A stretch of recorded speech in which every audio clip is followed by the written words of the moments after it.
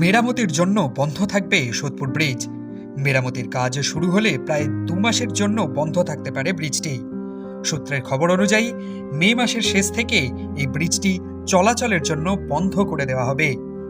সোদপুরে বিটি রোডের পাশে এই ব্রিজটি প্রতিদিন অসংখ্য মানুষ ব্যবহার করেন।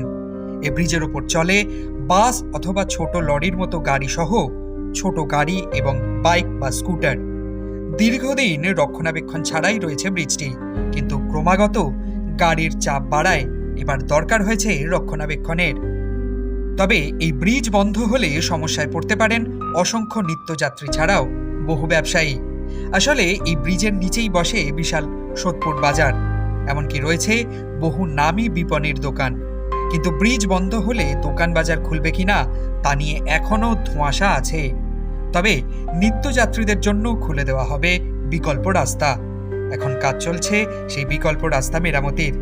বিধায়ক নির্মল ঘোষ জানালেন, ব্রিজটিকে মানুষের যাতায়াতের যোগ্য করার জন্য সরকারের পক্ষ থেকে কয়েক কোটি টাকা বরাদ্দ করা হয়েছে। একফোর্ড রোড তৈরি হয়েছে, গভর্নমেন্ট টাকা দিয়ে দিয়েছে। একফোর্ড রোড, গুড ইনফরমেশন ফর একফোর্ড road to Ghola 3.5 kilometre PWD আসছে এবং ওরা কাজটা করবে। হেভি ভেহিকলস তো চলে একফোর্ড রোডে এবং এটার কস্ট হচ্ছে অ্যাপ্রক্সিমেটলি 7 crores। পানিহাটি পৌরসভার পক্ষ থেকে জানানো হয়েছে, সোদপুর এফোর্ড রোড এবং 6 নম্বর রেলগেটের রামচন্দ্রপুরের রাস্তাটিকে বিকল্প রাস্তা হিসেবে ব্যবহার করা হবে। কিন্তু এই রাস্তাগুলির অবস্থা ভালো না হওয়ায় রাস্তা দুটি মেরামতির জন্য রাজ্য সরকারের তরফ থেকে অর্থ বরাদ্দ করা হয়েছে। সেই মতো পানিহাটি পৌরসভার 6 নম্বর রেলগেট সংলগ্ন রামচন্দ্রপুরের রাস্তাটি 23 নম্বর ওয়ার্ড হয়ে এসে ঘোলা হয়ে বিটি রোডে উঠবে, জানালেন পানিহাটি পৌরসভার পৌরপ্রধান। সোদপুর ফ্লাইওভার অনেকদিন হলো, এটা রিপেয়ারিংয়ের প্রয়োজন আছে। পিডব্লিউডি এটাকে দেখে ওরা সাজেস্ট করেছে ইমিডিয়েটলি বিয়ারিং চেঞ্জ করে এটাকে নতুন জায়গায় আনতে হবে।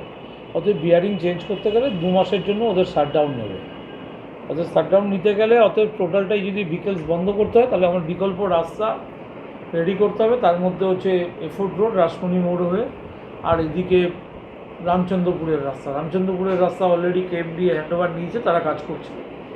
এবার এফোর্ড রোডের রাস্তা গির্জার মোড় থেকে সরাসরি আসবে হচ্ছে রামচন্দ্রপুর, আর এদিকে আসছে রাসমণি মোড়, আর রাসমণি মোড় থেকে সুভাষ রোড হয়ে ঘুমলা মোড় হয়ে ঘোলা কদমতলা।